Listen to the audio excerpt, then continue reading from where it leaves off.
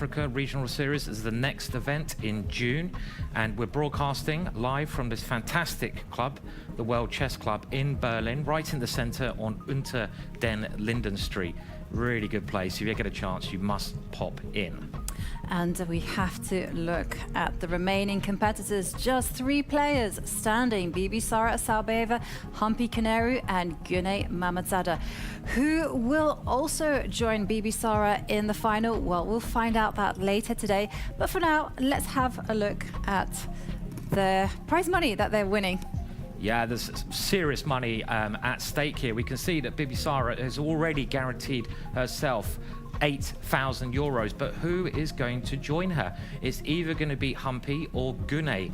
One of these players will play off, they're playing in the first game, and join Bibisara in that big money final encounter. It's going to be so exciting. Absolutely. And of course, we always have to mention our partners. And as a technology and digital privacy company, Kaspersky supports the secure advancement of chess in the digital space and its expansion into online tournaments. It's the perfect combination of human excellence and strong technology. And now, just to update you on the tournament standings, we'll bring up the bracket, which should show all the information you need. There, right on the last day, we're into day 7. Woohoo! Bibisara is through. She's played great chess. She's the reigning women's world champion. She's going to be hard to break down. Who is going to join her? It's either going to be Humpy or Gunay, and we will find out very soon. Absolutely. We are close to the start now.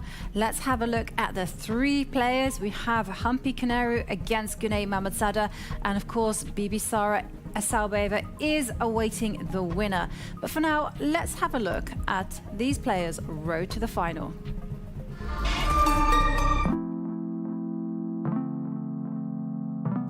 Today is the final day of the tournament, and 3 heroes remain in the quest for victory. As the excitement reaches its conclusion, let's review their journeys to the finale.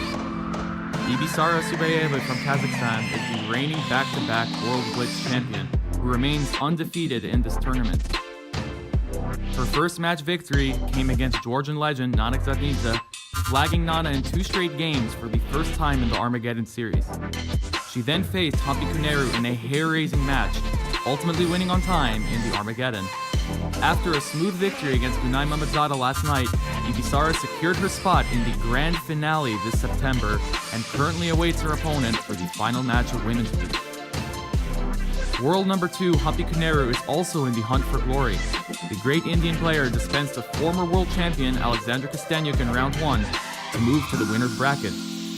However, she then lost in brutal fashion to Bibisara Assaubayeva, bringing the match to Armageddon, but losing on time despite being completely winning on the board.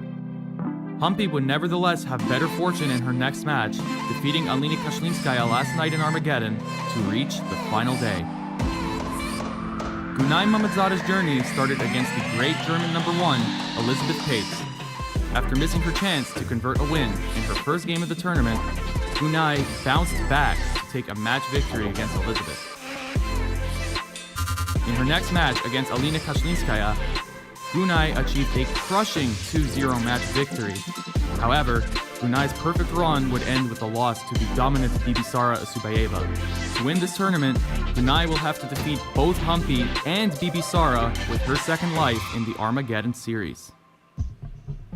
So the big final is edging nearer and nearer now, and let's have a look at the 2 players who are trying to get into that final. We have Humpy and Gunay, and this is going to be obviously a very interesting match. You have the veteran against the younger player. They're quite even on score, but at the faster time limit, Humpy has a 4-0 positive score, so you would imagine she is the favorite, and whoever wins this one is guaranteed that place in September in the grand final, which, wow, it's big. It's going to be exciting. And take a look at some of Humpy's big stats there. She became a grandmaster at 15 years old. She's been a women's world rapid champion in 2019, as well as challenging for the world championship crown itself in 2011. This lady is a legend.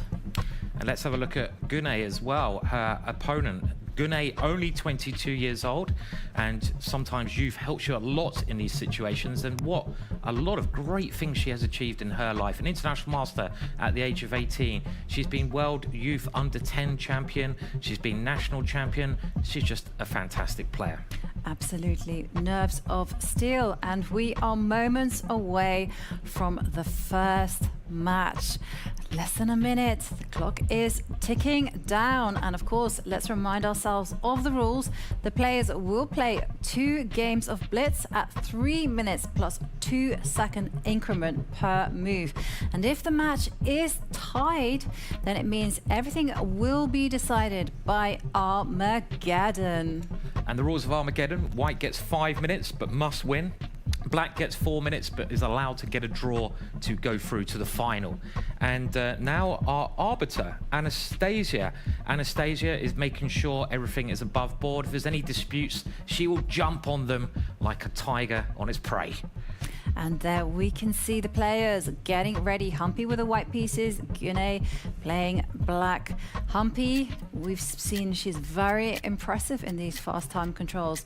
But Gunay as well, almost unbeatable. And we are off now. We see the gentle handshake there, and we see Humpy playing her normal queen's pawn opening. Humpy quite likes a positional, slower game. Gunay not playing her Slav opening, so maybe a slight surprise, her opening choice. This is actually called the Queen's Indian defense, which we see on the board. And this check, Black getting the first check in against the king, is a very safe variation from Black. Black basically saying, I'm okay, I know you like a positional game, I can play positionally as well, I'm going to keep things under control in this one. But they must be so nervous, Jovanka, because there's so much at stake in this game. Just put yourself in their situation. You're playing for so much money and pride and everything.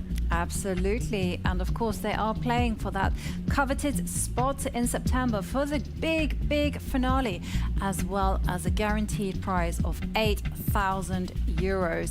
And we can see the heart rates, they're quite high. Gunay at 146, whereas Humpy has a slightly lower one, but still moderately high at 129.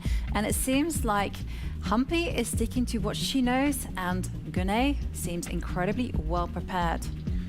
Yes, and this is a pretty standard kind of position we see here. With that last move, Gunay is using her pawn to defend that bishop. Humpy takes that pawn, and now you can capture with both pieces actually, but the bishop is the safer option. There's a bit of a change in the pawn structure now. Black has more pawns in the middle of the board in front of the king and queen. That's considered a good thing, but white can use that open line later on in the middle of the board to exert pressure. We're still in the opening stages. Remember, chess has 3 stages: opening, middle game and ending, and we're going to be getting into the middle game very soon. Absolutely, and we see with Humpy castling the king to safety that the middle game has been reached. Gunay actually doing the same so far. Very thematic, very good. And white's position is all going to be about the open line in the middle of the board, and Humpy actually seizing some space first, kicking back this bishop. Humpy doing her normal thing, spending so much time on moves that she really should know quite well. On the other hand, Gunay has gone for a particular middle game setup, which is called the hedgehog setup. It's supposed to look like a hedgehog. I can't really see it at the moment, but if you know what a hedgehog is, apparently Black has gone for that setup. Does it look like a hedgehog to you, Jovanka? It's never looked like a hedgehog to me. And there we see Humpy actually putting a rook in the center, and I think Humpy will be relatively happy. I mean, she has a very safe position, she has a small space advantage, and this has been such an important way for Humpy to play. Actually, we've seen that she takes her chances in the long game, and now she's actually centralizing the knight and saying, let's trade off bishops so that I can then jump in with a knight to attack the black queen. I agree with what you say there. I mean, we've seen throughout this tournament so far that Humpy likes a slower positional game. She's extremely experienced. She's using that experience to know where her pieces should land in this middle part of the game. We have an exchange of light square bishops, but white has a bit of a positional threat of her knight in the middle coming forwards and left, attacking the queen, and that's something, if I was black, I'd want to try and avoid, but it's not easy to avoid that one.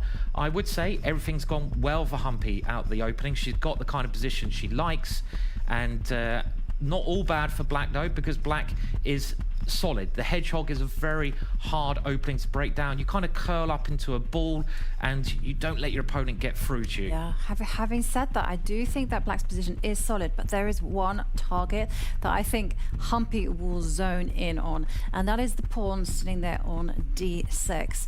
That's why she's jumped in with her knight. She's going to trade that knight for the bishop, and then she's simply going to pile up her forces, bear down like a laser on that pawn, and just say, you know what, I'm always slightly better. And I don't quite like this last move. It seems like black's pieces are getting a bit discombobulated. They're getting all jumbled up. They're in the way of each other. And that bishop, black's bishop, compare it to white's bishop. White's bishop has got free range, like an archer, like a rocket, shooting across to black's king. But black's bishop is really stuck there. Now black has moved the rook to attack white's knight. That knight now has to make a decision. Can it take the pawn here? I don't think so. That doesn't quite work, but you have a couple of other options. You can secure the knight there by moving the pawn. It might work, actually. I mean, if you take the pawn, I think the rook comes back, and I can't see it working, but maybe There were I'm some missing. counter-attacking possibilities, but Humpy, you know, she doesn't like to take that much risk, and she instead goes for the option that is going to give her a comfortable advantage. Just look at her knight, Jovanka. That white knight on the left-hand side, the pawn is securing it to that square. And how do you get rid of white's knight there? It's such a big piece. I might even bring my knight back as black and try to offer the exchange of knights, because I can't live with a piece like that in my position. Yeah, and well, we see Gunay speeding up, and she decides, you know what, she needs to push forward and fight against that potential weakness on the a7. And wow, actually Humpy signaling the retreat to force the black knight on the defensive. It looks really bad for black now. There's also another problem. We talked about this open line that white has. Look at white's rook in the middle of the board. That rook is lining up against one of black's pawns. In the long run, that pawn is going to be a real target for white's pieces. Both sides of knights, they're jumping around a lot. The evaluation bar really liking white's position. And I think white can now start kicking those knights away if she so wishes, and she does. She kicks the knight away of her pawn. Gunay is doing the right thing. She's speeding up. This is the one advantage I think Gunay has on Humpy, speed. She's got to use that advantage, and Humpy has got to now do what Humpy does best. Go into turbo Humpy gear. And well, certainly there's been some development, because Humpy decides to actually try to offer a trade of knights, and of course now she is mobilizing the rook.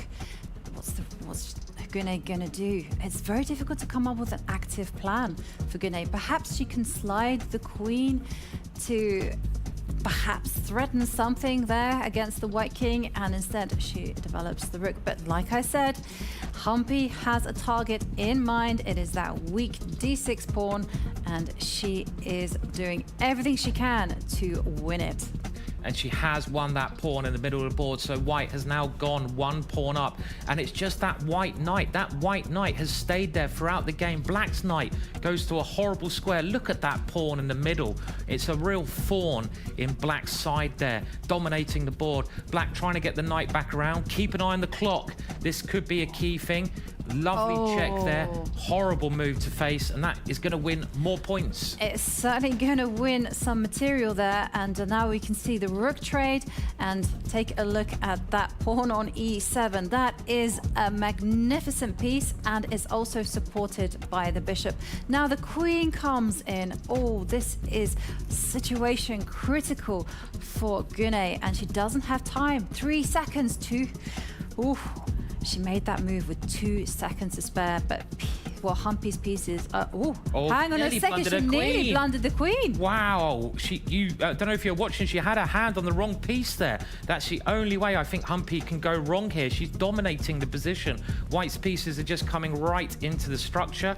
Humpy is doing everything right. She wins another pawn there, and she's just got to keep her cool, and that is the end. Humpy wins the first game.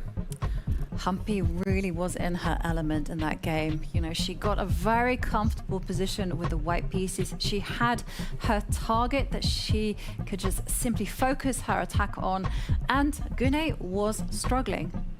Yeah, that's right. I'm not sure. It's easy in hindsight. Everything's easy in hindsight to say approve of Black's opening there. But the start of the game is so important because you've got to pick a way to get into the battle that suits your style.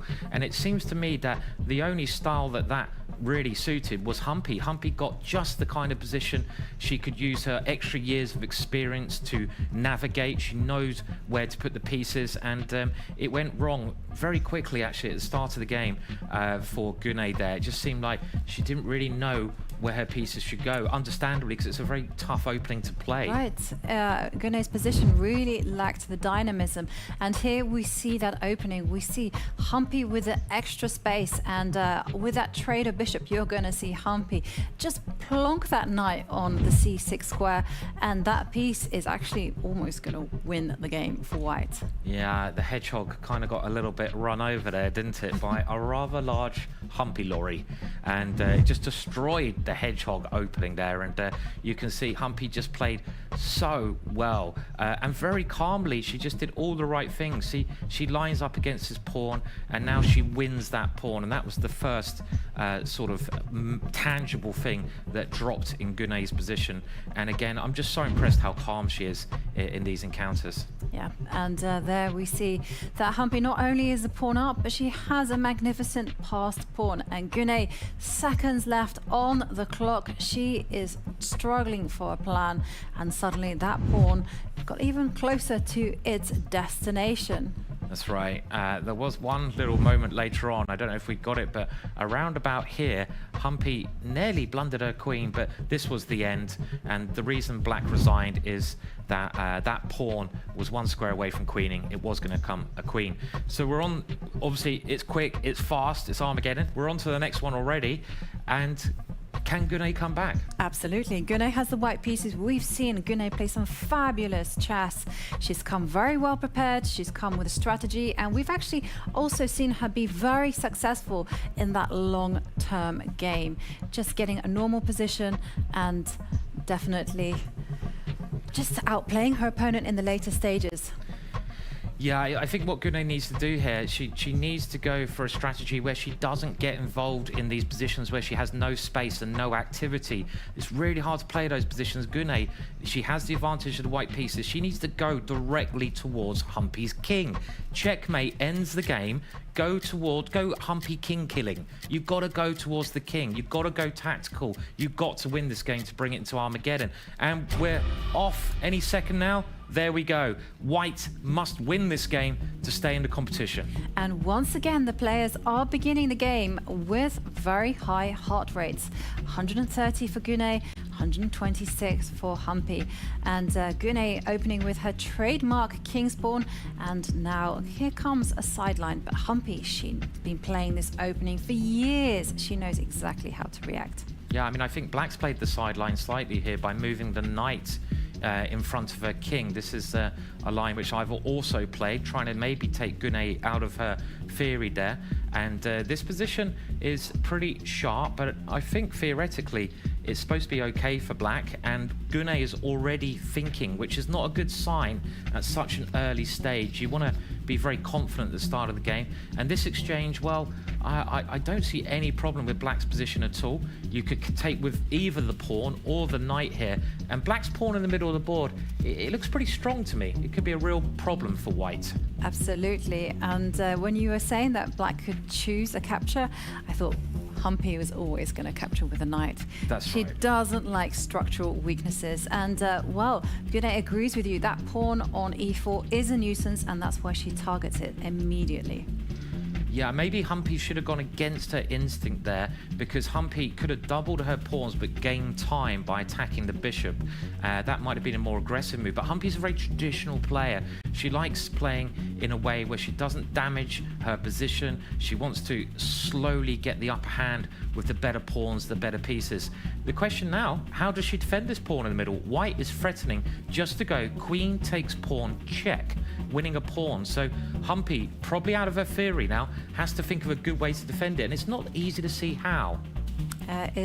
She does step forward with the queen into the center, and just having a look at the evaluation bar there on the right, and suddenly jumped up to White's favor. I'm wondering whether the bishop should attack the queen, or maybe it's something very simple as in stepping forward with the pawn 2 squares. This looks like a great move, this one. There might be something stronger, but this is still a very decent move.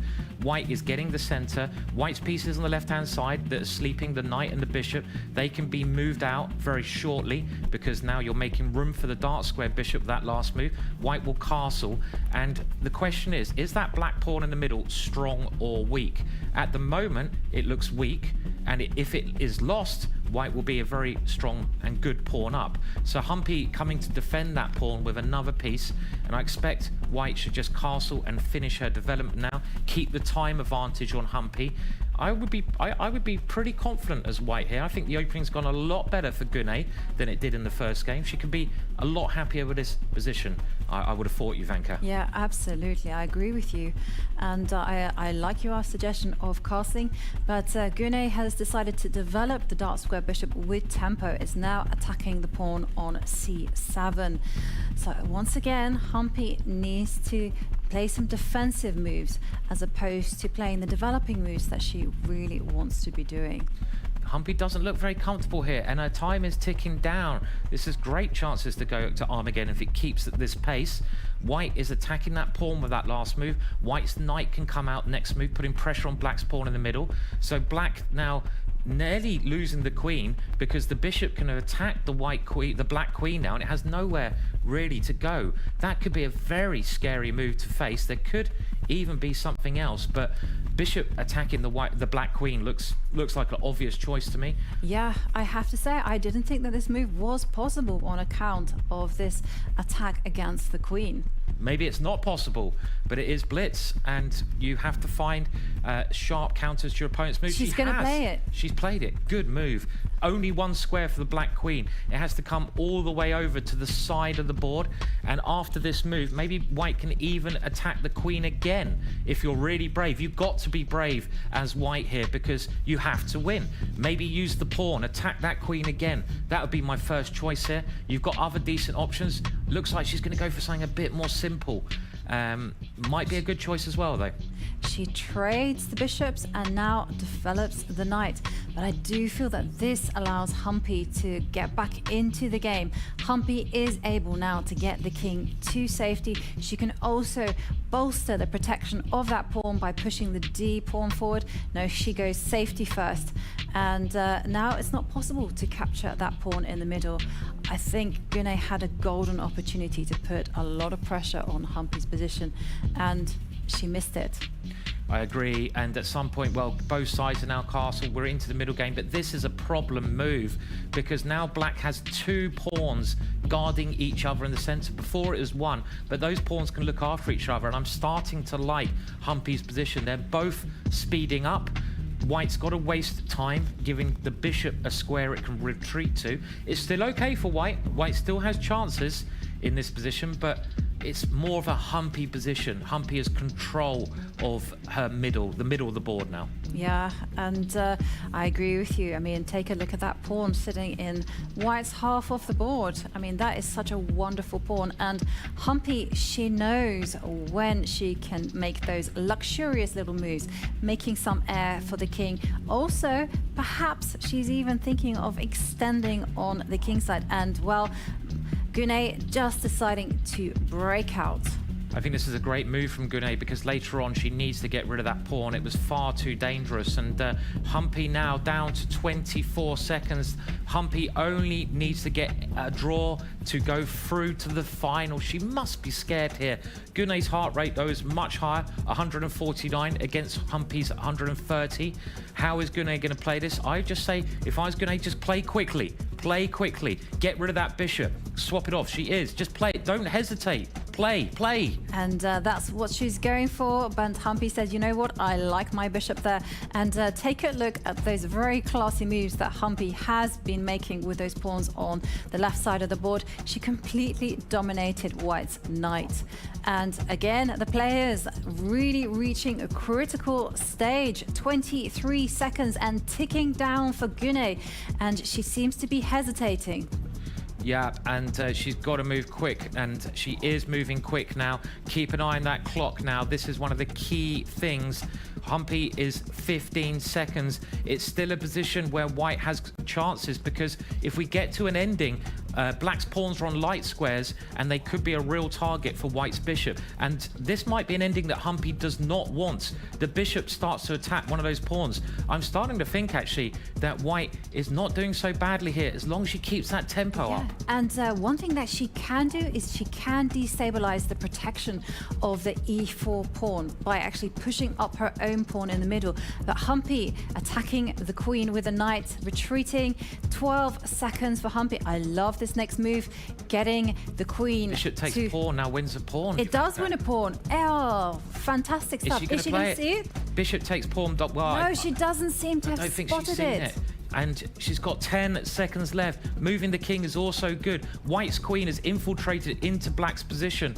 It looks, and now the queens are coming off. This is the ending I was saying. But the pawn is falling on the a4 square. Come on, Gunay. Take the pawn. Just take the pawn. She hasn't seen it. Take that pawn. Your bishop can take the pawn. She is for choice. She's not seeing it. She didn't take the pawn. She had a whole pawn. The bishop. She can do it again. Take the pawn. It seems to be a blind spot. And now she's going... Okay, now she's going to actually take with the king. No, she takes with the bishop. And she advances forward with her own pawn. This is just instincts now. And Humpy, they're very much on the back foot. Another pawn falls for Humpy, but she does mobilize her king. Bishops are fantastic pieces in these open positions. And did you spot that hesitation? Gunay with just 5 seconds. And it is still good chances for Gunay here if she can just keep playing quickly. She has 3 seconds. She's 1 pawn up. She's going to go another pawn up. She's got to move. Black is just about holding on, but I really like White's position. If this was a classical game, White would be winning this with an extra pawn. Push your pawns now. I'm just amazed how calm Humpy is, though. She's got to activate the king, Humpy, and she does. Kings are so powerful in the end part of the game. What's going to happen here? This is so close. I think Gunay is doing a fantastic job at the moment. She is doing a fantastic job, but she does seem to be wavering a little bit. And now she's pushing up. She's doing the right thing. She's doing great things. That pawn on the side of the board. Keep an eye on White's pawn. 3 seconds. That could become a queen very quickly. It's 3 squares away from queening. All that White needs to do is get that pawn to the touchdown square. Get a queen. And around about this point, White maybe missed an opportunity. And Humpy improved her pawns there, bringing the pawns into the center of the board. Yeah, it did feel like the pressure was getting to Humpy because she started to make negative decisions. She started to perhaps not play in the most aggressive way, and both players there we can see when some trades happens. They often say that when you are unsure, when you don't have so much time on the clock, people have a tendency to simplify. Understandable, and Humpy normally loves the ending, but in that one she got outplayed by the younger opponent. This was a killer move. The White queen just diving into Black's position, and Black is totally tied down here. It was quite strange though, because White, Gunay did forget about that pawn on the side. She could have taken a pawn for free there, but it's very easy to get blinkered vision when you've got 4 seconds and they're ticking down. The queen's now come off. And the problem that Black had was that Black's pawns are on light squares.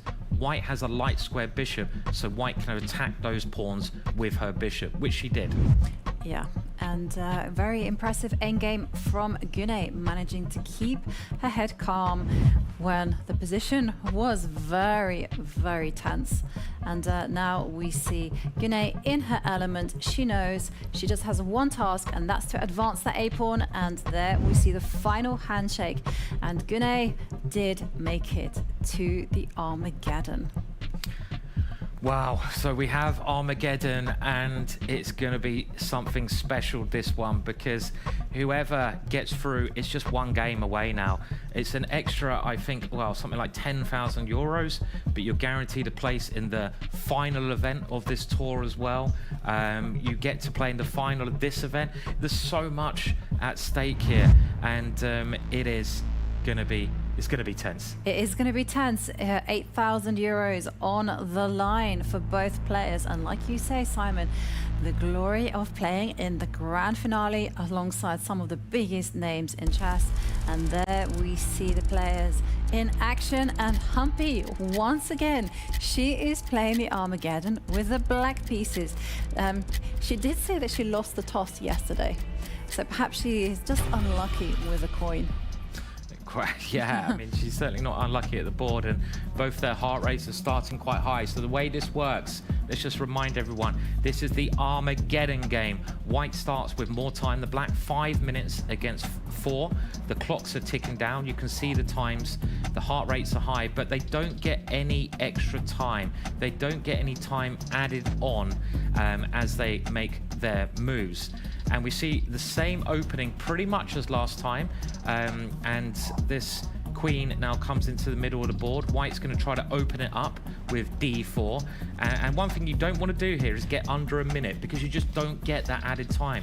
And we see often these Armageddon games with one side losing on time. Now, this opening position, I think it's absolutely fine for black. I've had this kind of thing myself.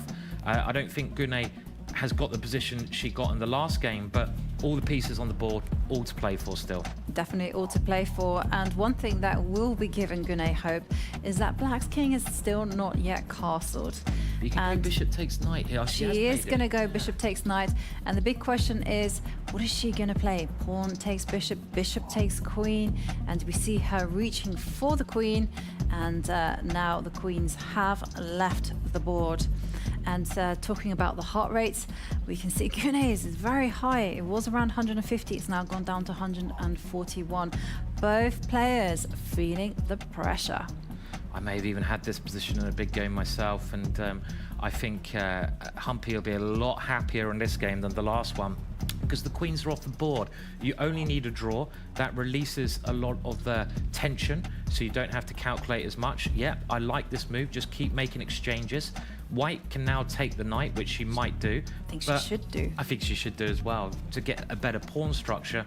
But Humpy just needs to hold on, really. And it's not easy to hold on, though, when you only have 3 minutes. But Gunay, I think now she should be trusting her instincts, and she does play the very natural bishop capture. And Gunay now capturing that pawn in the middle with her rook. I actually thought she would capture with the pawn. I quite like this structure for white, because if you just compare the pawns, remember, compare pawns and pieces to work out who's better. White's got better pawns because black's pawns are doubled and isolated on the left-hand side, but black has the more active pieces. Black's pieces are better developed, and wow, what a move there. Castling queenside, leaving your bishop on pre, but if the bishop is captured, it's checkmate. So you have to block the rook, and white does block the rook. But Humpy using her pieces really well. Maybe the other rook can now come into the middle of the board. I'd certainly be thinking about playing that move. This rook in the corner is not doing anything. She has brought it in, threatening to come down to the bottom with a big check, so the white king stops the black rook from infiltrating any further. I have to say, I'm not a big fan of Gunay's position, actually. I think Humpy's piece activity far outweighs the weakness of those pawns there on the left. And I was expecting Humpy to... Oh, Humpy, you tactical monster. And that was a nice shot. That was a brilliant move from Humpy, and she's played some great tactics here. I think, look at the valuation bar. It's all over in Humpy's side. That knight move was a star move. She offered a piece, but the knight has gone straight into the position. And the problem that white has here is that white's pieces, they're just sleeping. Look at white's pieces, they haven't got out of bed. They're all there on the first and second rank. They're lazy. They need to start moving. But I think it's too late to move them now. It is too late. I mean, white's piece is now in a bind, and we can see Gunay is just reacting. The good news for Gunay, yes, the bar is not a big fan of her position, but there's no clear-cut way, and I say this, and suddenly it looks like white's position is on the verge of collapse. I mean, how do you defend that knight? And Gunay says, you know what? It's time to counterattack. That was, I think, a killer move from Humpy here, that bishop coming in, and now we're going to get another ending. But the problem that white has after everything gets exchanged is that black's rook is so active here. Look at the black rook. Getting a rook to this square, we call it the 7th rank, is a key tactic because that rook can act like a hoover. It just hoovers up your opponent's pawns. There it goes. There goes one. Hoover mode. It is hoover mode. I mean, and also when you compare the activity of white's rook, I mean, it's a disaster. And that's why Gunay decides just to perhaps threaten some activity, but Humpy, quick as a flash, says absolutely not. And there goes some pawns from the board. And yeah, and remember, Humpy does have draw odds. Yeah, I mean, this is a really bad position for white here. White is doing everything she can. She does have the time advantage. Another pawn is dropping. Oh, that's a great move from Humpy. I mean, the only chance I'd say for Gunay is to keep up the pace, keep the rooks on the board, and cross your fingers and hope Humpy makes a mistake. That's the only thing she can do. But Humpy is so good under pressure. She's so good in the ending, and she's now using her pawn on that side to try and become a queen. And that pawn, I think it's going to become a queen very shortly. It's one square away from queening. The rook comes behind. This king is now going to come up and support it. And I think we're going to get a finalist very shortly. The king attacking the rook. This is heartbreaking for Gunay, but Humpy has played a fantastic game here.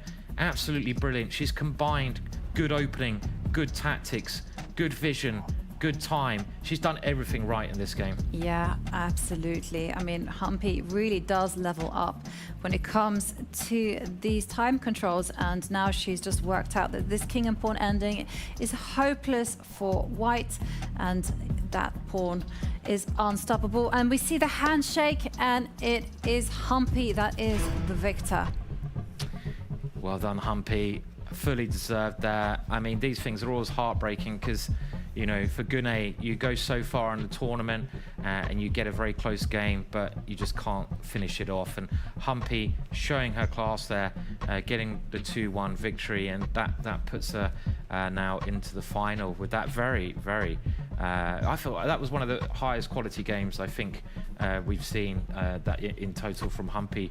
When the pressure's on, she just turns rises up. Right. She like, can I say, yeah, it's like, you know, she's unbelievable when the pressure's on. Incredible. Absolutely. I have to say that endgame that she played was just superb. The way she mobilized her forces, she didn't care about pawn structure. She spotted her chances when they came. Very impressive game. Yeah, we can have a look at some of the highlights of that game now, and around about here we see that the queens come off, and this was already something that I think favoured Humpy somewhat, because you take a bit of pressure out of the position, so that was when things were already looking a little bit good, but there was some amazing tactics here. Yeah. And this move was just astonishing, Jovanka. I mean, I can't believe your piece is on pre and you castle queenside. I know, but you threatened checkmate, and from this point on, Humpy was simply relentless. And we're going to catch some of those end moments. And here we see another move, and here is the beautiful stunning move. It caught us all by surprise, but it was exemplary. And now the knight comes in, and white's position just collapses. Yeah, and the problem with that was, you might have noticed that the white rook could have taken the bishop, but then black would have done the same thing with a checkmate threat. We call it the back rank checkmate. And here we saw more exchanges, but they go into a rook and pawn ending. They're both obviously excellent endgame players, but the rook and pawn ending, it was just really grim for white. Why was it grim for white? Because the activity of the rooks. In the ending, who has the better rook normally has the advantage, and black had this hoover of a rook just going around mopping up all the pawns there. And there you can see Humpy knows exactly how to win this type of ending. It's just about pushing her pawns, getting them to become queens, and there you go. Yeah, and she did it in style. That pawn running down the board, one square from queening, and now she just needs to support that pawn, and she does that in classical style by bringing her king up to support that little pawn, and the king now touches down, attacking the white rook. The white rook had to give way, but then the pawn would have queened. So we're gonna now have an interview, and this could be a tough one because it is over with the loser. Yeah, we're gonna go to David, who is now with Gunay. Hi guys, I'm here with Gunay, who you had a heroic effort, so close. How are you feeling right now? Well, what I can say, the first game I lost because kind of didn't feel the position, maybe, I don't know. But the second game took really in a good way. And the third game, actually, I could go the same line that we went in the second game, but I don't know, I just thought, okay, d5 is not maybe a really good move, so I don't know what happened wrong, what went wrong, I mean, and I couldn't really use my time. Another thing I wanted to ask you, this opening you had in the second and third game, was this prepared for this tournament? Is something you've played before? It seemed very tricky. No, it was her choice that she went something different. I don't know if it's, I mean, in the blitz, you don't have to play correctly. You have to play fast, so she was playing fast. And in the third game, it showed itself. The third game with Armageddon, did you have the choice? Did Humpy have the choice? I made a choice. I chose white color, so I played with white. Now it is the end of the road here for you in Berlin. What did you think about the tournament overall, the format? Any thoughts about the tournament in total? I really love this format. I would love to see in the future kind of tournaments, and it's really fascinating that in women chess also we do kind of tournaments, not only in the men, and I would love to see kind of tournaments in the future, so looking forward. We were very glad to have you here. Is there any game of yours throughout the tournament or any match that you particularly enjoyed, looking back on a more positive note? Well, even though I have lost this match, I really liked this match too, but if I would say that a winning match, it was against Kashlinskaya. And what's next for you in your chess career? Where are you going next? Next tournament is the Cyprus Women's Grand Prix, and it's like I'm tomorrow living for that tournament. Well, best of luck with the trip. Have a safe flight, and from the bottom of my heart, it's been very nice to see you here. May you come back to Berlin, and back to you guys in the studio. Thank you, David. And yeah, you could just see the disappointment etched in her face. I mean, very tough for Gunay. Yeah. But then again, it's still more fun and games for Humpy, as she will now face off against Bibisara. Yeah, so we now know what the final will be, and it's going to be a great, great final. Let's have a look at a quick highlight now.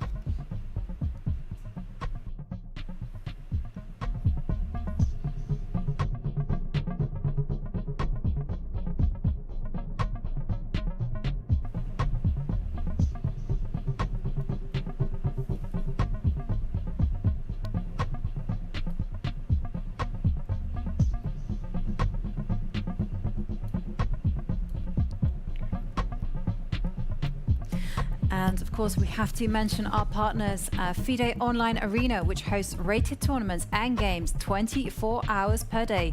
Join the arena and you'll get a FIDE ID, a profile on FIDE.com, access to pro chess community, as well as official online ratings and titles recognized by the International Chess Federation.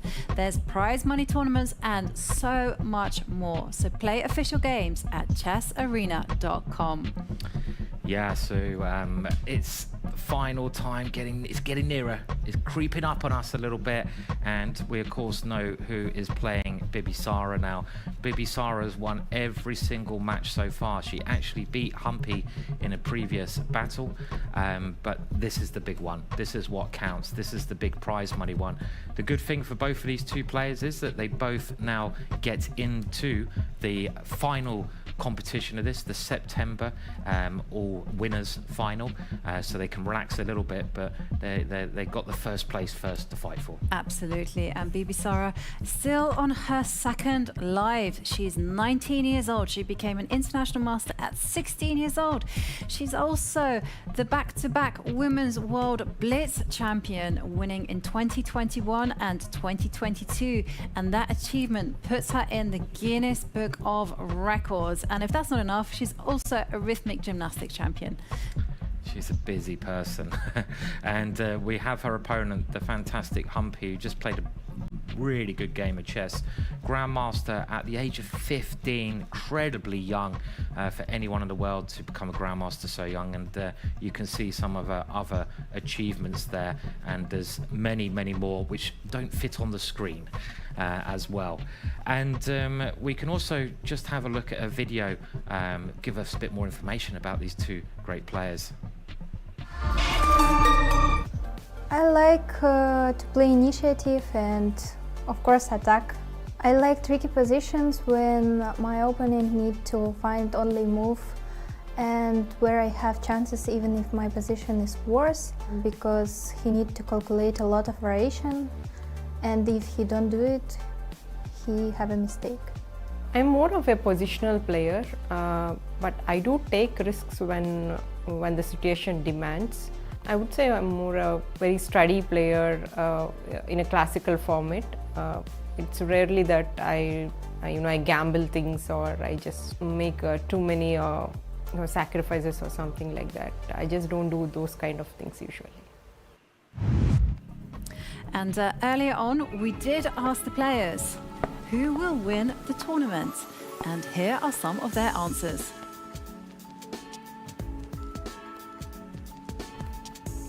And you can see some very interesting players they picked there. I can see that Alexandra came up a lot. Lizzie has picked Humpy. There you go, another Alexandra. So who won the vote? Well, Alexandra won the vote. And Bibisara, where is she? Oh, she's there. She got one vote. She came third. She got one vote. Yeah. I have to say, my favourites for this tournament were Kosteniuk and Bibisara. Yeah, I was thinking Alexandra because she's so experienced, but Humpy, of course, has that experience and maybe the most experienced player in the competition, even Humpy. And we're now 40 seconds away from the grand final, and I hope you're excited. This is it. This is what it's all come down to after 7 days of great chess. The two finalists, our two gladiators, mental gladiators, are facing off against each other. And which mental gladiator are you putting your money on, Jovanka? I think this one is a close call. The last time these two played, it went all the way down to Armageddon, with Humpy losing in a completely winning position, but losing on the clock. Will history repeat itself? Well, we will find out. Remember, Bibisara is in her second life, so therefore she has a right to reset if Humpy wins this match. So she's got two chances. It's worth pointing that one out, right? Yep. So we have an opening that we've seen quite a lot. The openings are familiar, but this time in the last game, Humpy had this on the white side, if you recall going back there. But this time, Humpy's got it on the black side. So she's clearly got a lot of experience in this. And we see some pieces being exchanged. This is, again, just to let you know, there's about 1,600 openings out there, and they each have different names. This one is the Queen's Indian, and it's a bit like also a BOGO Indian. Don't worry, they're just confusing names. I get confused all the time. And it's considered to be nearly even, but white has these two pawns which give a bit more control of the center, and white's bishop in front of the king is a bit more secure than black's fianchettoed bishop. Humpy playing a very solid variation here, pawn into the center. Yeah, and I feel that Humpy is making all the right moves. For Bibisara, it's all going to be about making use of the half-open C line. She will be wanting to put a rook there. She'll also want to, when the time is right, and everything has to do at the correct time, push the pawn on the e-pawn, push it 2 squares forward and chase away the knight. But of course, you can't move 4 pawns forward without backing them up.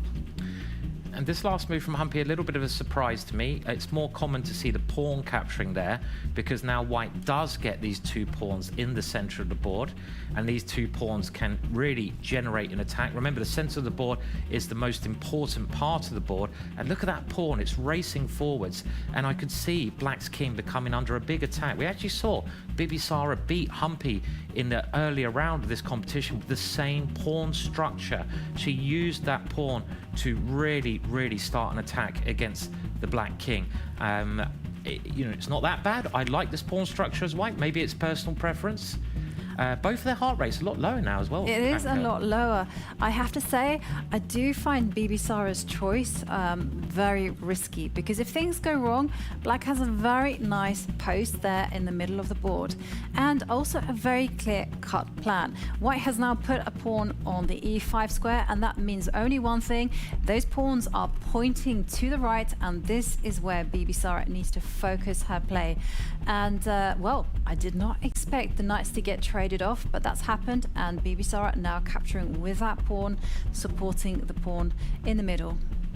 Bit of a strange decision by Humpy, because as Jovanka said, that knight, the black knight, was so strong in the middle of the board. Knights in the middle are fantastic, and you couldn't kick that black knight away. But now white moves the pawn to a better structure. You can see white's pawns. We call this a pawn chain. Those 3 pawns are in a chain, and they guard each other. Now, what will white do next? Maybe bring the rooks into the middle, maybe start pushing a pawn on the side. You could push either of the pawns on the side, maybe even bring the queen towards black's king and go for a direct attack. That could be a very exciting option. Certainly, I mean, so many tempting possibilities. I personally like the idea of centralizing the rook and actually playing with multiple plans in your pocket. And if I were playing white, I would also back that up by actually pushing the h-pawn 2 squares forward to secure a square for the knight. Yeah, a logical move there from white. You line up your rook against your opponent's queen. At some point, you hope that your rook will open up. You might even try moving the other rook. You don't need to, you've got to be patient in chess sometimes. I mean, a lot of people think that this is a problem. They don't want to be patient. They're not patient people, but it's a patient build-up that suddenly explodes, which makes the game so exciting. On the other hand, black getting ready to move a rook into the middle as well. And if we've seen one thing about Humpy, we know that she has patience in the barrel load. We've seen that she's willing to play the long-term position. She is willing to fight until the bitter end. And she actually plays your move of stepping forward with the queen, connecting the 2 rooks. But still, Bibisara does need to find an aggressive plan. They're going to have to start moving quicker. This is what has happened so often in this match. They get down to about a minute, and then the speed increases. White moving the pawn forwards. I like this idea as well. White is actually now just concentrating in the middle of the board. Black's knight is a bit funny over there. Humpy's knight is not looking very happy being on the edge. But a logical move, first of all. The rook comes in. The queen gets out of the way of the rook there, and it's still fairly even. We're well into the middle game of this encounter so far. Yeah, still everything to play for. Humpy will be looking to neutralize any form of activity white will have on the right and focus the play on targeting that pawn in the middle of the board, the d4 pawn. But in order to do that, she does need to up the pace. She needs to also find a role for that knight on the edge, and she retreats it back to its starting square. And she gave us a quick nod. She approves. I think that was a nod to herself saying, right, it's time to go super Humpy here, because I've got to play quicker. She's got 20 seconds left. Come on, Humpy, you got to move. She swaps off the bishop, still very calm, and White now brings that knight back. It's quite an even position, but look at the clock. Humpy, you've got 10 seconds. Move! And Humpy does move. She steps forward with a rook. She's planning to double on the D line. And, well, I was going to ask whether Bibisara was going to do the same. But Bibisara says, no, I have a very straightforward plan. Push my pawns. And Bibisara is playing, she's a very practical player. What I mean by that is she suddenly picks up the pace whilst Black is short of time. She's playing very aggressively here. That pawn she moved is going to go for maybe a direct attack. Can she push that pawn again? I would certainly do that if I was White here. Go for the king. Push that pawn that's in front of the rook. She has done. No hesitation. She is able to play such aggressive moves, and I love the way she's gotten that knight to a very tasty square. A nice tactical move. Nice tactic idea from Bibisara. Wow, what an impressive player. I mean, she's looking unstoppable here. She's playing. Oh, there you go. A big that's move. it. Whoa. That is what we call a fork. The knight checking the king, attacking the queen. There was no escape for Humpy there, and Bibisara won a powerful game there, Jovanka. Yeah, she just overran Humpy's defenses. Yeah. And I love the way it was just so simple. It was just push pawns forward. And she just made Humpy look weak. And Humpy, as we know, is a legendary player. Yeah, indeed. She just did the steamroller attack, didn't she? She like, those pawns were like, They just kept coming and coming forwards, like flattening the position there, didn't they? Yeah. There was nothing that Black could do. Yeah. Very impressive. If you make someone as good as Humpy look so average, it's a real skill. It absolutely is. She's going to be hard to stop. Bibisara is on brilliant form, and here comes the steamroller, those pawns in the middle. We see an exchange of pieces here, but those 3 pawns in the middle, they soon become 4 pawns, and they just kept on marching forwards. And Humpy just couldn't do anything about them at all. Yeah, she made her Humpy look powerless, and here she comes. She simply centralizes her queen, gets her knight into pole position, and here it comes. Here comes Push the 4th pawn. forward with the pawn, like the Jaws theme tune. Do-do-dun, do-do-dun. Is that actually the theme tune? Or Isn't it? Is it? We're making up the Jaws theme tune as we go here today. But look at it. Duh. I can't remember it. I'm really frustrated. I love Jaws and I can't remember the theme tune. What's going on? Maybe you can hum it at home along with us. Yeah, and this is also a brilliant tactic from the 19-year-old. That pawn is unstoppable, and look at it. It pushes 1 square forward, but Humpy completely blunders and allows this killer fork, and that is it. Handshake, game over, 1-0 to Bibisara, and now we're less than 1 minute away from the second game. Humpy Koneru finds herself once again in a must-win situation. Think she can do it? Yeah, she can definitely do it. Whether she will do it, I'm not so sure. But she's got the white pieces, which is a great thing, and she's shown so much class in coming back and fighting that it wouldn't actually be a big surprise if she did. Now let's sing that Jaws theme tune. No, we can't remember it, but it's 20 seconds away from the second game, and Humpy has to win. Otherwise, it's over. We will have a champion of this Women's Week competition. 6 seconds to go, and Humpy has the white pieces. Bibisara just needs to draw or win, and she'll be the queen. She will be the queen, and she will be 18,000 euros richer for her efforts. And there was some funny business with the clock, but Humpy now choosing a very aggressive response to Bibisara's King's Indian opening. Well, Humpy actually used this to beat Bibisara in the previous game that she had with Black in the tournament. But it's the other colours around this time. I'm actually surprised that Bibisara is playing so aggressively. The way that Bibisara is playing here with Black, it's super aggressive, and she only needs a draw. I love this approach. Rather than playing passively for a draw, she's like, right, I'm going to play super aggressive. I don't care. This is how I'm going to do it. I'm going to stick to what I'm good at, tactics. And they do say that when you need to get a draw, the best thing you should do is actually play for a win and just stick to your normal game.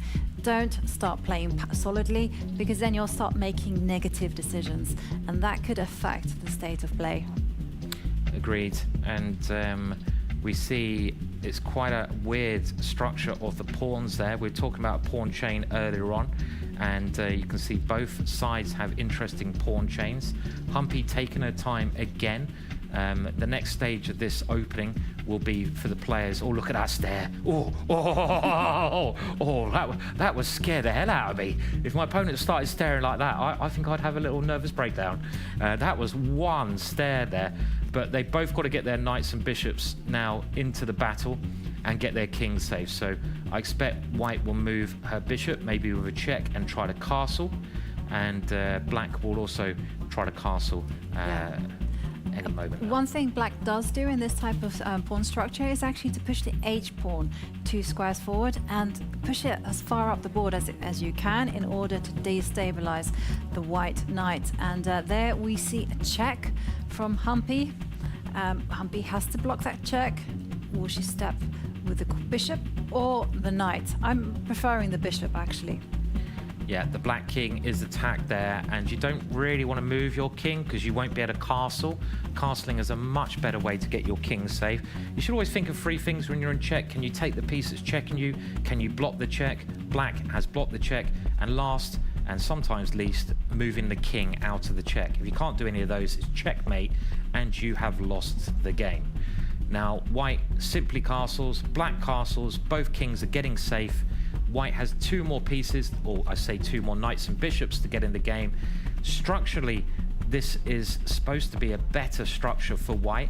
I would have thought Humpy will be reasonably happy with this position. Needing a win, you've got every chance here. I mean, it's a very aggressive position. It is certainly a very dynamic position. White's plan is very straightforward. Generally, you want to put a white knight on the beloved c4 square, start targeting the pawn on d6. That is the target. Other things that you can do as well is also to set up a battery with the queen and bishop and trade off those dark squared bishops. What is Humpy going to do? Black is actually threatening to take the pawn on b2, and that's why she steps with the queen and aligns her queen and bishop together. And I think what white would like to do on the next move is move one of her bishops on the right-hand side, the dark bishop on the dark square, and try to swap it off for black's dark square bishop. This is a key piece for black. The bishop in front of black's king protects black's king, but it also fires across the board. So at some point, white really wants to swap off that bishop in front of black's king. Look at exchanges that help your position. Look at exchanges that improve your structure. That is one such exchange. But here, the other bishop has a decision to make. It is attacked. Do you go forwards and attack the rook, or do you retreat? She goes in. She is going in, and Humpy now less than a minute on the clock. Bibisara will need to move her rook, and I completely agree with you, Simon. The queen and bishop have lined up perfectly, so there will be a trade.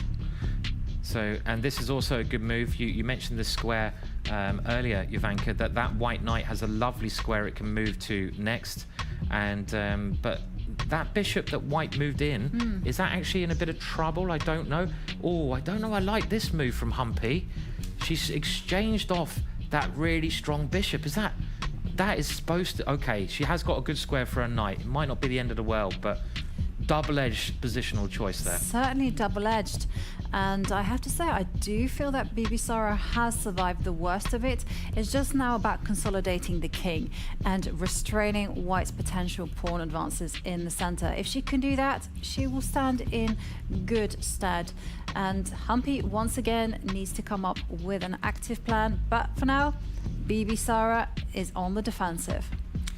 The problem with black's position is black's pieces. Black does have this good bishop. I'm actually starting to like Humpy's decision there.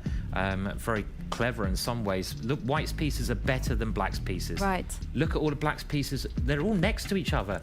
They're like, you've got the bishop, queen, knight, rook, king. They're doing nothing there. You've got to use those pieces, otherwise you'll get ground down. And here we see Bibisara trying to at least get rid of one of her bad pieces. Yeah. I'd rather be white here, though, I think. I would rather be white as well. I mean, I have seen black, once these bishops get traded off, I have seen black actually come out with the queen all the way to the h4 square. Black moving quickly, keeping a time advantage on Humpy. Let's remember, white has to win this game to take it to the next stage of, keeping the competition, I should say. White moving her queen up, connecting the rooks, and now black is starting to get those pieces into the game. But white just playing very good moves, coordinating well at the same time. Maybe the black knight should now come to the side. Okay, no, a rook comes to the center. Humpy, 17 seconds. Yeah, I'm not a big fan of Bibisara's knight maneuver. I feel that the knight should have gone to the c7 square where it can start restraining white's pawns. And well, Humpy less than 15 seconds on the clock, and she still has a way to, she still has to find a way in order to generate some activity. Playing very good chess though, and black is just a little bit more cramped in this position. Humpy just securing her structure as much as she can. She's gone into turbo mood and she's really playing well in this game.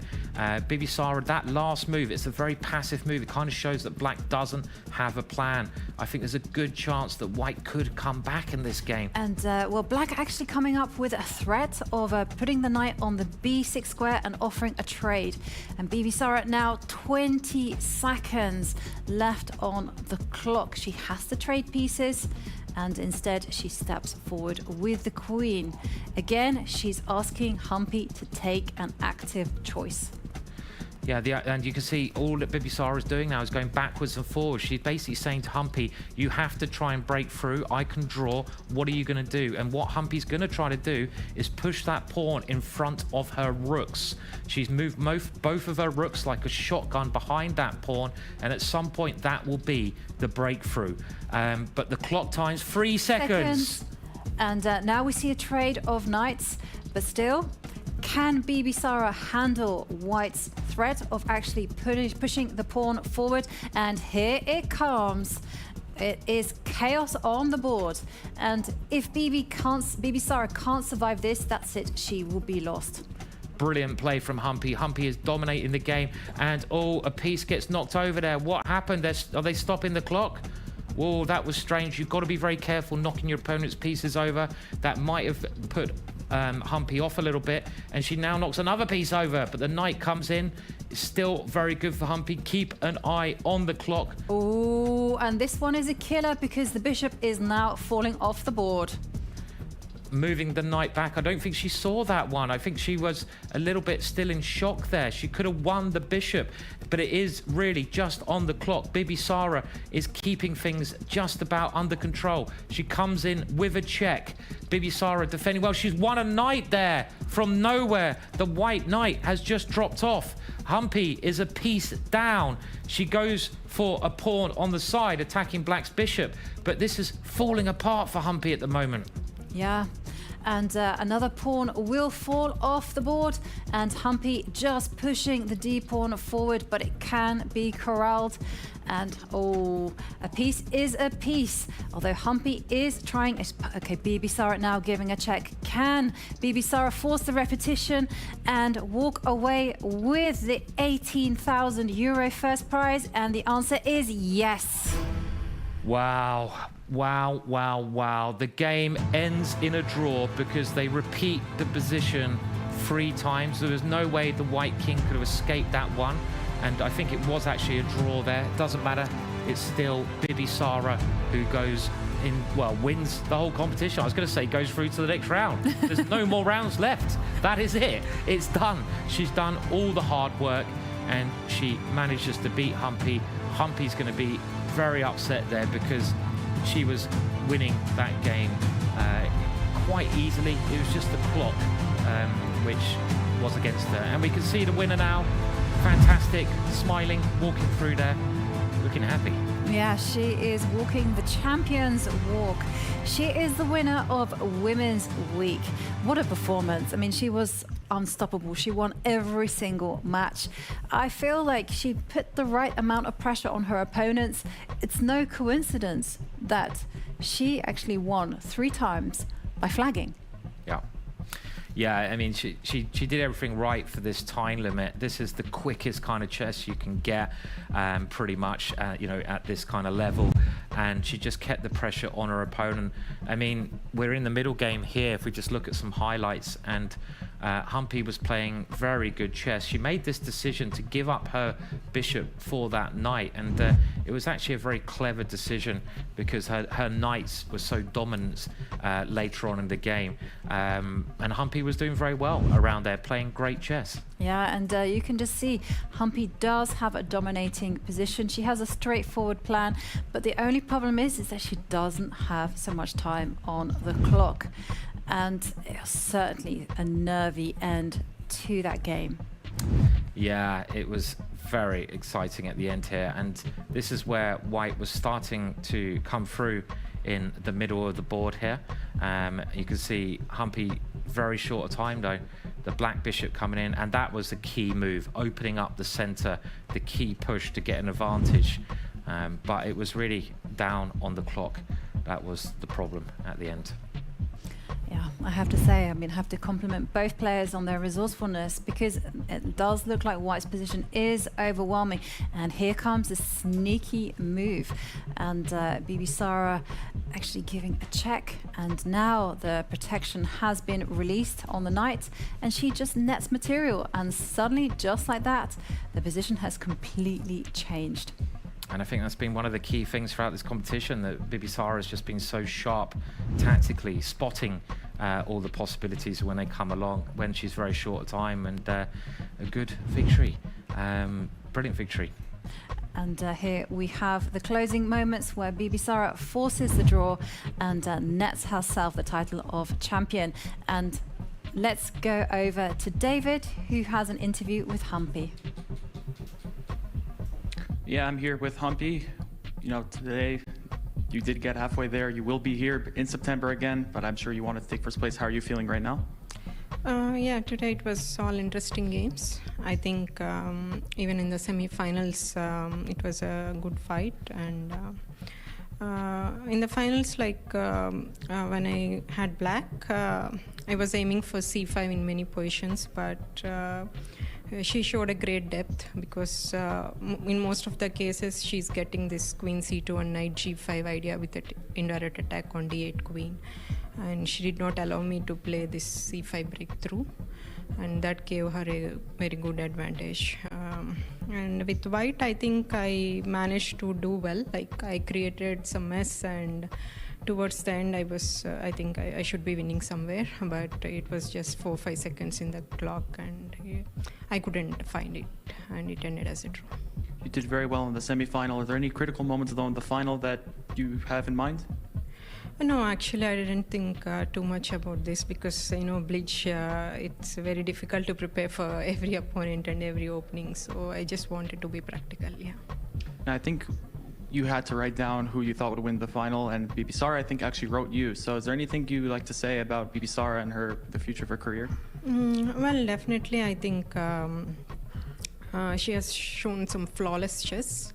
If she continues to play like this, I think she will win almost every tournament. Now, about this tournament, do you have any thoughts about the format or about Berlin, the club? Anything you'd like to share with us? Well, I really like the atmosphere here.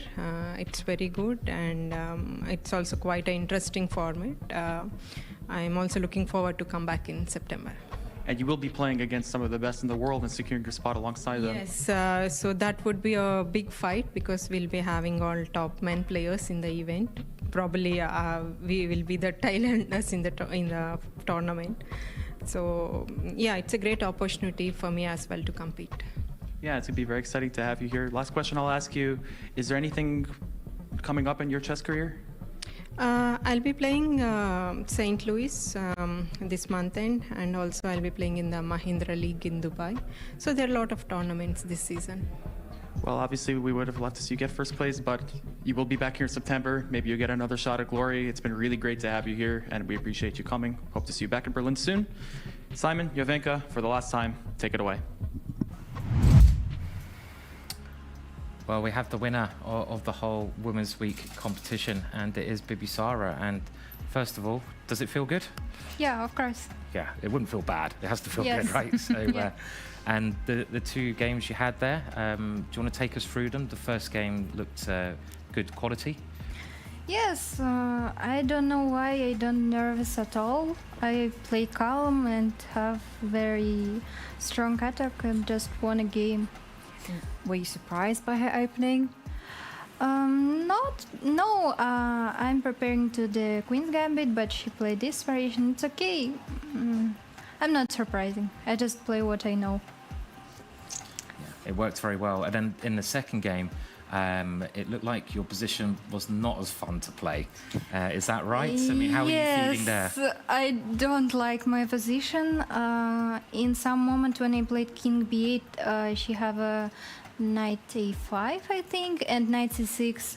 After Queen C7, she have a E5, and I think my position is losing, but somehow I have some counterplay. And after Queen F3, Bishop D4. Okay, I also have a worse position, but I have some chances. I was lucky that after Rook E4, I have Queen F5 and don't lose a piece. And in the end, she blundered a piece. And I think in the end, I have a mate, but I just see checks and do it. Yeah, draw was good enough. A draw was Yeah. certainly good enough. And I have to take you back to that mad time scramble where you both had seconds left. I mean, what was running through your mind? I don't know. I just start thinking about Armageddon. Because I think that I will lose this position because she have a pawn up and I have a very bad position. But after Queen E6, I don't see something immediately, and I have Rook C2, and okay, I can win the game, but for me, draw is enough. Yeah. So, well, still very impressive match. And I do have to ask you, how did you go into this match? How did you prepare? I just have a rest and wait with whom I will play. I thought that it will be Koneru because I think that she's a little bit stronger. And before we have a not very fair match where I won by time in the losing position, and for me it also will be interesting that she's a vice world champion in the blitz, and I want to win most fair way. It's nice. And you are, of course, now 2 times world blitz champion. You've won this, which is obviously an even bigger prize than being world champion. But what's next for you now? Tomorrow I will go to the Cyprus to the Women Grand Prix. The first round I think will be after tomorrow, so I don't have time to rest. But after Grand Prix, I think I will. Yeah. And of course, you've got a ticket now into the grand final, which is happening September Yes. 14th to 20th. Yes. How are you feeling about that? Because I am really happy because I really like the city, and I will be happy to come back. Yeah, good. And you're going to play some great players there. I mean, you've got some real in September legends. it will be more difficult for me. And do you like playing these strong legends of the game? Would it Yes, be- of course. Yeah, but it'll be a bit scary. No, I'm not scary. I just understand that they are stronger, but in Blitz we all have a chances. and some of the finalists so far have been like Wesley So, Sam Shankland, Nordebek, Abdusatorov, Gukesh, Humpy, and yourself. I'd be I have to scared. ask you, which one of them are you most looking forward to playing? Like, who do you hope to get paired with in the first round? To go after. I think it will be better for me to play in the first round with Koneru, that I will have a chance to play more matches. But of course, it's really great chess players, and it will be interesting to play with them. Maybe Wesley So, I don't know. Yeah. Do you have a chess hero, someone you look up to and admire the most? Magnus Carlsen. Magnus Carlsen, okay. Yes. Yeah. And the players who are playing in the competition in September, if you had to pick one of them as your favorite player, would you have one? From these 4, Yeah. Yeah. I don't know. They're all Okay, good. well, Wesley saw. Wesley, so okay. Yeah. He's got a good style, Wesley. Yes. Yeah. Yeah. And also you can learn a lot from him. But I think you have good chances, Bibisara. You are Yeah, women's okay. world blitz You champion. remember how many losers I have in Saturday this? But you won some as well. Okay, sometimes I won, but usually it's very tough for me.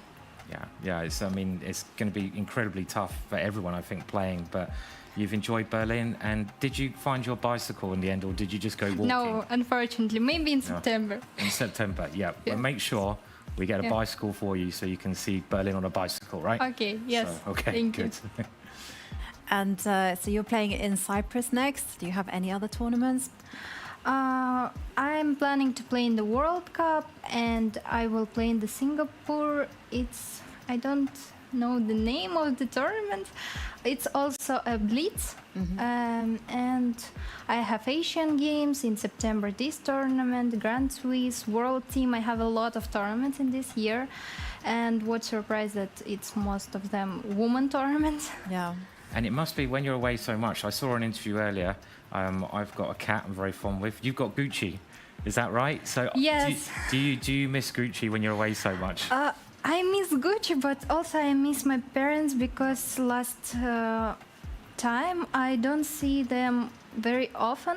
For example, after I have in March Grand Prix, after I have some tournaments, and my mom organized the tournament, and we don't see each other.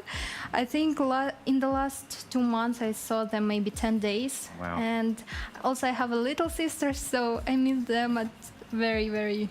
So you're a true professional. Just Yeah. traveling the world, playing chess tournaments. Yeah. Well, they must be very proud of you. So I don't know if they're watching, but we can maybe say hello to them.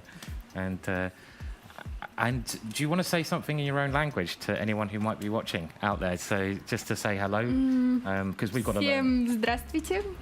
Мне очень приятно было принять участие в этом турнире, и я рада, что смогла подтвердить звание сильнейшей шахматистки в блиц. Now, I hope you said nothing rude because I would not know. But it was very, very nice and a very worthy winner. It seemed like you were the best player overall. So congratulations. That's Thank really you. good. So, Yeah, definitely. Congratulations, and we look forward to seeing you in action in Me too. September. We'll be cheering for you. Thank Don't you. tell anyone that. Okay, thank you.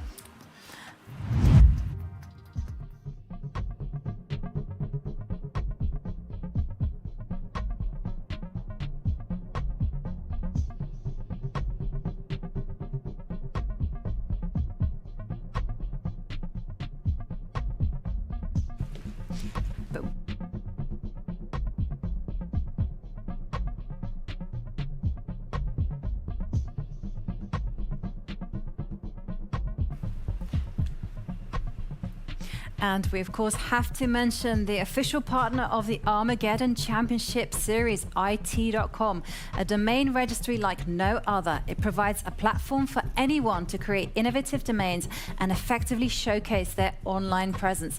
Don't miss this opportunity. Visit IT.com today and create your unique online image. What a great tournament this one has been. It's been loads of fun, as always, but it's not over, the series. We were talking about the final. The final is in September, but there's one more event that's coming up before that final, and it is the Europe and Africa event, and that is taking place on the 12th to the 18th of June. So put it in your diary. It's happening in the World Chess Club in Berlin again, and well, look at these players we've got for the next event. I mean, incredible names there. Each one of them a legend in their own right. I mean, just to pick a few: Maxime Vachier-Lagrave, Michael Adams, Richard Rapport, who's recently seconding Ding Liren, as well as 2 online qualifiers. And of course, on June the 11th, there will be a fan meeting with the players at the World Chess Club in Berlin. Yeah, so if you are a fan of those players, then, well, you should be, shouldn't you, really? This is the place to come to. It's the club in Berlin, great venue. And talking about Berlin, we're going to get the words of a resident here who was playing in the competition, Elisabeth, and hear her feelings on this amazing town. I recommend everybody to start at the Zoologische Garden. There is the entrance of the Tiergarten, because when you go to Zoo, it is a kind of Western city center. But then if you walk from there through the Tiergarten to get to the east, you will understand that people, buildings and everything changes. So you get a feeling actually that Berlin was really separated, and that you can really say that there was a west and the east part of Berlin. Apart from that, of course, you should see Checkpoint Charlie, and you should read everything around the story. At the Checkpoint Charlie, there was a street called Zimmerstraße, and on one side of the street where there was a west, and on the other side there was the east. So some people literally jumped out of the window to be in the western part. The nicest place, we call it Gendarmen Market. It's a kind of small, cute place, reminds a little bit on French style. It's also called the Parisian place. If you love culture, you go to the German Opera or the State Opera. And on Friday evening, in case I don't play, I will visit the La Traviata. What a place Berlin is. It's a fantastic city, and if you had to pick one of those areas or a place in Berlin that you like the best, can you pick one? Yeah, I would actually personally choose the Museum Island. I mean, so much history, awesome stuff, and some great markets. I have to say, Berlin has the best vibe. And of course, I would also choose the World Chess Club. Of course. And if you want to know where all the fun in the chess world is at during the month of June, it's here in Berlin. So on Unter den Linden, you can come over here. It's open for business. They do some really good cocktails, not dangerous at all. And we might be having one of those cocktails very soon. So yeah, it's been a pleasure. And we will see you all in June, and once again, thank you for watching.